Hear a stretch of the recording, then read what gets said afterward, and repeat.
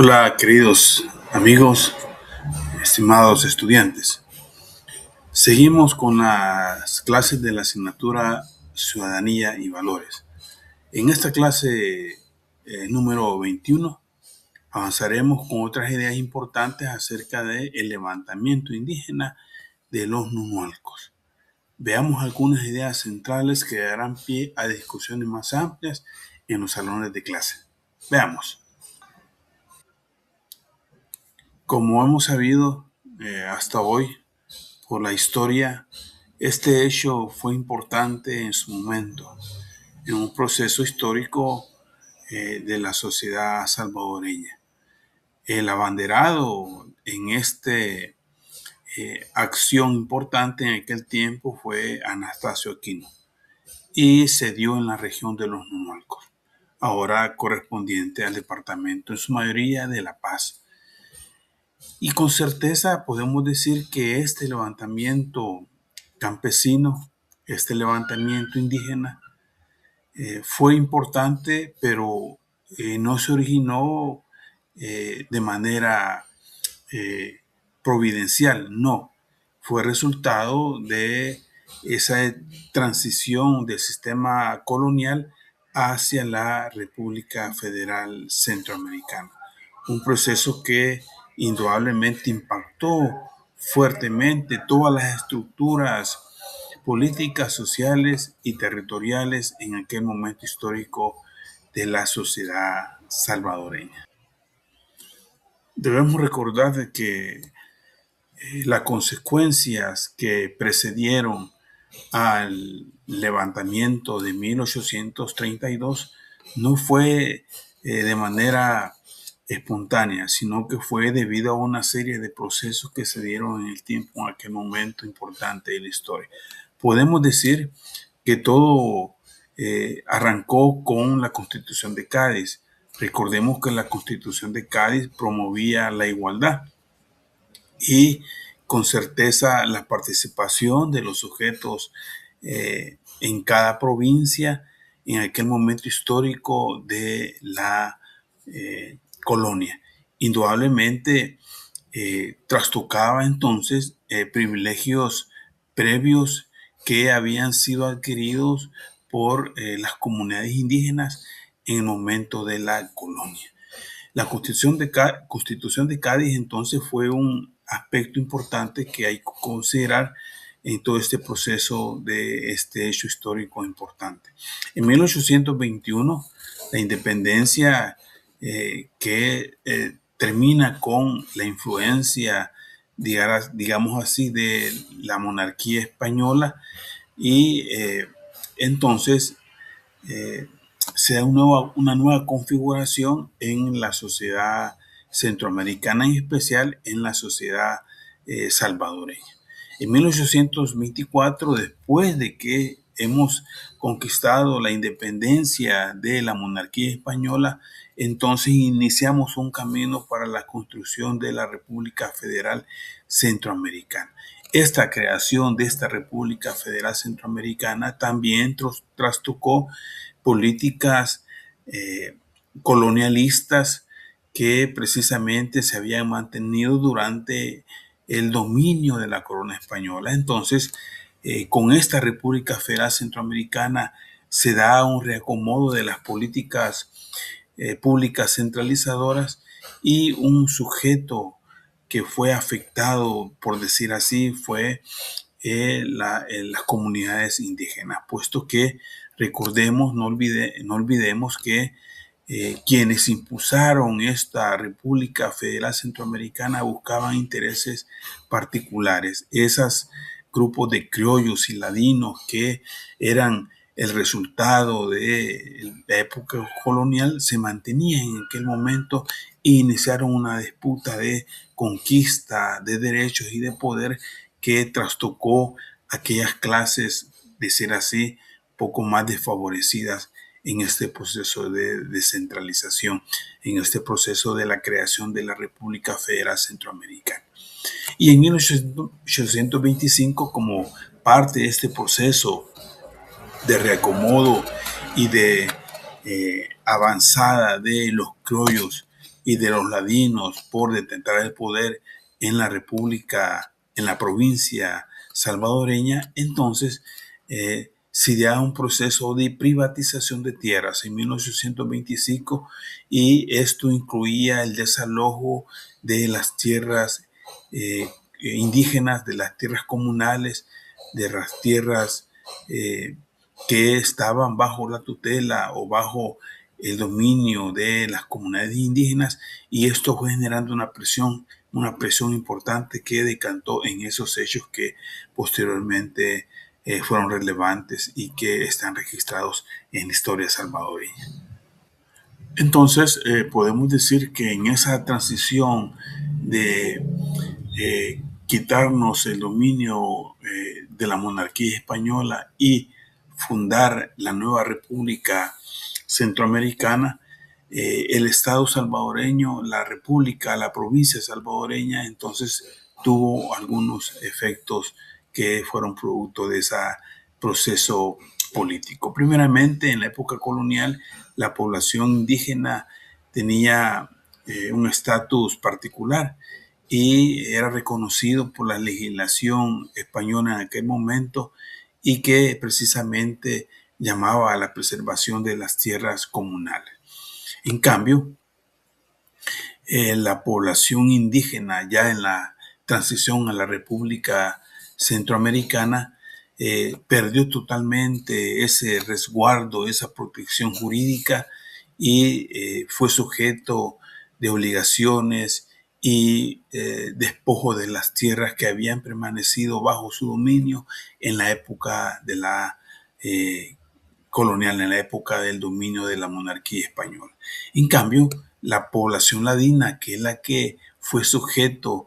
en ese proceso histórico, en la época colonial estaban al margen legal y claramente estaban sometidos a las disposiciones de la corona española. Si bien es cierto, eran importantes en los procesos productivos y movían la economía colonial, pero su poder político estaba limitado por cuanto que las decisiones provenían de la colonia del Imperio Español en la época colonial. En la época colonial era esa situación. Ya en la época de transición para la formación de la República Federal Centroamericana en la provincia de Salvador, se convirtieron en sujetos políticos plenos, ganando espacios, ganando autoridad, poder y apropiándose de aquellas tierras que podrían, más bien que beneficiaron su estatus de clase poderosa en la transición de la colonia hacia la República Federal Centroamericana. Entonces, la paradoja aquí es bien clara en el sentido de que la independencia eh, significó la desprotección de las comunidades indígenas y el fortalecimiento de los grupos ladinos y criollos en beneficio de sus intereses grupales y personales posterior a la independencia centroamericana de la colonia española. Entonces, en ese proceso de transición de la colonia a la República Federal Centroamericana, hubieron procesos eh, injustos, procesos que ahora en la historia podemos analizar con mayor claridad y con mayor tranquilidad. Una cosa importante que se dio en aquel momento fue la fractura de las élites, la falta de unidad política, el conflicto constante entre los centralistas, el gobierno federal y las autonomistas, que fueron los gobiernos estatales, generó ese roce, ¿verdad? Por cuanto que el gobierno federal quería obtener fondos de las provincias o de los gobiernos estatales, provinciales, y eso no fue posible, no fue viable. Hubo una estrangulación del gobierno federal porque no recibía, no inyectaba esa fuerza económica durante el proceso de la formación de la República Federal Centroamericana. Hubo una crisis y una deuda, un conflicto continuo que fue debilitando la economía federal centroamericana y adquiriendo deudas importantes que eran insostenibles, y eso fue entonces buscando la manera como de aquellos recursos que podían ser explotados, de aquellas comunidades que podían contribuir a que se solventara la situación política, fueron incluyéndolas y fueron tomándolos como peones que podemos decir forzaron y fortalecieron las posesiones de los criollos y de los ladinos en aquel momento de la historia, y las comunidades indígenas entraron en este rol de dominación de sujetos que estaban a merced de los intereses de los grupos de poder en aquel proceso de transición de la colonia a la República Federal Centroamericana. Los grupos indígenas fueron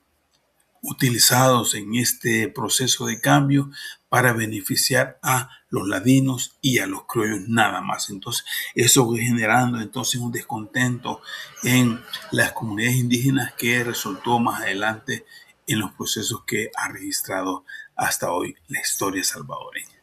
Y es que en este momento histórico de la sociedad salvadoreña podemos decir de que este proceso de transición de la colonia a la República Federal fue un proceso que estaba vinculado a la tenencia de aquellos recursos que posibilitaban y garantizaban el futuro de los intereses de los ladinos y los criollos salvadoreños. Entonces, en el 1825, un decreto en el cual el Congreso Federal ordenaba la privatización de las tierras baldías o realengas antes propias de la colonia. Estas tierras que estaban bajo la tutela del gobierno español, ahora con la transición a la República Federal, fueron confiscadas por los gobiernos federales en aquel momento, y esto generó una presión importante en la estructura de la tenencia en aquel momento de la historia, y los comunidades indígenas sufrieron este proceso de manera cruel, de manera difícil, que provocó los hechos que estamos por develar como el levantamiento campesino. Entonces es importante tener en cuenta esto, la estructura jurídica que se fue armando en beneficio de los grupos de poder que eran los criollos y los latinos, que tomaron el mando después durante la independencia de Centroamérica. Hubo una sustitución entonces de los líderes criollos, reemplazando al liderazgo que había dejado la corona española. Esa sustitución entonces puso en una situación sumamente frágil a las comunidades indígenas que en cierta manera eran protegidas por las leyes de la colonia española. Además, inició un despojo constante, permanente de las tierras, y este despojo permanente de las tierras ejidales y comunales, a final de cuentas, el único afectado fueron las comunidades indígenas que tenían esas tierras para su sobrevivencia. Ahora, con certeza, perdían la tierra. Iniciaba un proceso histórico en lo que va de 1821 a 1900 de despojo constante de las tierras comunales y ejidales, de tal manera que la tierra que originalmente tenían las comunidades indígenas fue expropiada duramente, de manera inhumana, por los criollos y ladinos que gobernaron poco a poco después de la independencia o después de el fracaso de la República Federal Centroamericana. Entonces hubieron algunas situaciones que indudablemente fueron provocando la revolución de los mualcos. Hay cuatro causas o razones importantes que había que considerar, entre muchas más, pero podemos mencionar que la carga tributaria fue una de ellas. La ley de contribución directa. Recordemos que la protección jurídica de los indígenas en la colonia desapareció, y entonces los nuevos actores políticos, criollos y ladinos, buscaban tener rédito de todo lo que estaba en los límites territoriales de la provincia, en este caso de El Salvador, y todas aquellas personas que podían tributar de una u otra manera lo tenían que hacerlo para contribuir a las arcas de la República Federal Centroamericana. Esto indudablemente afectó fuertemente a las comunidades indígenas, porque entonces antes que eran protegidos por la normativa jurídica de la colonia española, de la eh, dinastía española, de la monarquía española, ahora entonces estaban desprotegidos y eran sujetos de muchas cosas que no cumplían durante la época colonial. El tributo de sangre estaba referido más que todo a aquel pago de tributo de las comunidades indígenas a través del servicio militar obligatorio. Con certeza, recordemos que hubo un periodo de guerras en la época de la formación de la República Federal Centroamericana que requirió dilucidar los conflictos a través de la guerra, y los indígenas eran sujetos de cumplimiento obligatorio de servicio militar para dilucidar entonces el futuro de la República Federal Centroamericana. Entonces, ese tributo de sangre fue un elemento importante. Muchos indígenas tuvieron que cumplir este tributo de sangre, y eso implicaba entonces, al no tener cómo pagar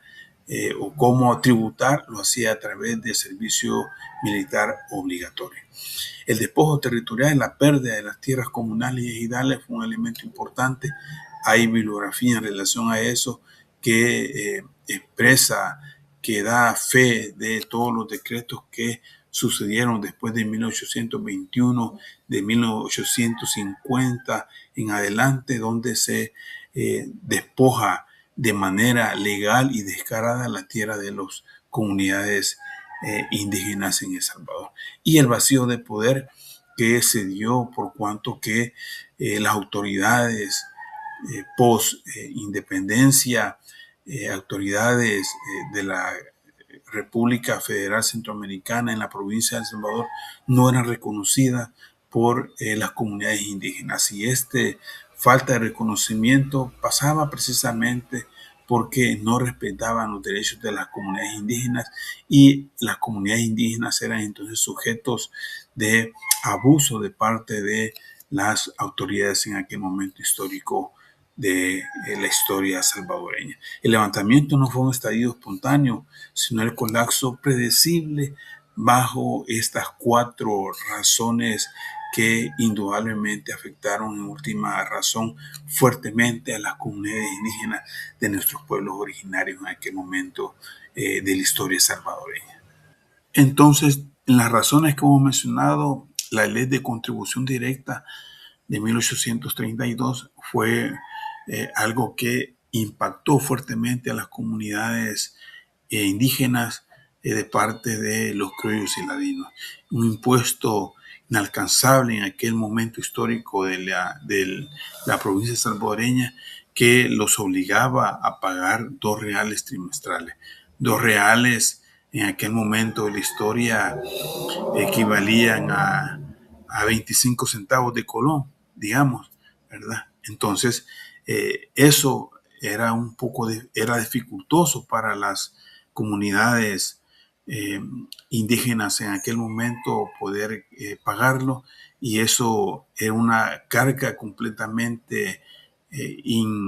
inaguantable de parte de las comunidades indígenas, que solamente subsistían, sobrevivían, puesto que se inició un proceso de despojo de sus tierras y una privación de sus espacios para cómo poder ellos sobrevivir con sus familias en aquel momento histórico. Otro elemento tiene que ver con el alistamiento obligatorio, como lo decíamos ya, indudablemente reclutamiento forzoso para fortalecer el gobierno, el ejército de la República Federal Centroamericana. A final de cuentas, los únicos que estaban dispuestos, y no dispuestos, sino que eran sujetos de la formación del nuevo gobierno federal, eran las jóvenes hombres de las comunidades indígenas. Esto destruyó entonces fuertemente a las comunidades indígenas, especialmente la parte de los Nunualcos, que es el departamento de La Paz, de San Salvador, La Paz, San Vicente. Esa franja donde estaban asentados los pueblos Nunualcos fue fuertemente golpeado e indudablemente intervenido por estas decisiones que tomaban en aquel momento los que detentaban el poder en el gobierno federal centroamericano. El territorio de identidad referido precisamente a esa disputa agresiva de las tierras de las comunidades originarias, esa eh, expropiación de manera legal y vergonzosa de las tierras comunales y ejidales, de las tierras que estaban bajo el dominio de las comunidades indígenas, fue un elemento que vino a trastocar la realidad de los pueblos originarios en aquel momento y anulando la base fundamental de subsistencia de los pueblos originarios en aquel momento importante de la historia. Entonces, estos elementos fueron importantes para motivar el levantamiento de los Nunualcos en 1832 y la deslegitimación del Estado, que está referido a la falta de reconocimiento de las autoridades indígenas, de las comunidades indígenas, a los nuevos representantes que detentaban el poder en aquel momento de la transición hacia la formación de la República de El Salvador, en esa transición de la formación de la República Federal Centroamericana en la provincia de San Salvador. Podemos entonces decir que el levantamiento de los Nunualcos fue una expresión de la resistencia de los pueblos al modelo federal centroamericano de la República excluyente que ignoró los derechos históricos de estas comunidades indígenas. La falsa igualdad que se pregonaba durante la República Federal Centroamericana, más que respetar los derechos de los pueblos y las comunidades indígenas, despojó de la protección jurídica que había en cierta manera garantizado durante la época colonial. El costo del conflicto, las comunidades financiaron con dinero y sangre las divisiones de las divisiones militares de las élites que estaban en su lucha con las demás provincias centroamericanas o provincias salvadoreñas por garantizar el poder en beneficio de los criollos y ladinos en aquel momento. Y la resistencia feroz, histórica de los pueblos originarios por mantener su identidad y las tierras que originalmente le pertenecían en aquel momento de la historia. Estos tres elementos son importantes a considerar junto a los que hemos mencionado para fortalecer que el levantamiento de 1832 fue un levantamiento que tuvo a su base razones históricas, políticas, culturales importantes y que fue resultado de la presión, del despojo, del desprecio que tuvieron nuestras comunidades indígenas durante la colonia y más cruelmente en la transición a la formación de la República Federal Centroamericana y posteriormente a la formación de la República de El Salvador. Que estas ideas preliminares sean importantes para la discusión que se pueda desarrollar en los salones de clase, la reflexión que podamos hacer junto con nuestros estudiantes para que conozcan estos hechos históricos que indudablemente forjaron nuestra identidad como salvadoreños. Nos vemos en la próxima clase.